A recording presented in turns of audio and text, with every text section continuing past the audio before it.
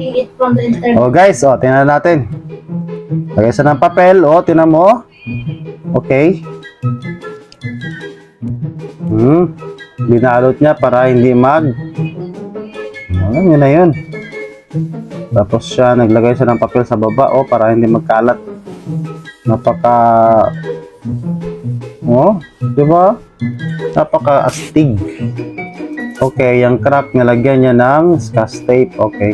Tapos pininturahan niya, saka pa. Di ba, sinadya niyang butasan. Tapos naglagay siya ng, screen. Ngayon, okay, lagyan niya ng skim coat yata yan. Tapos, yun na.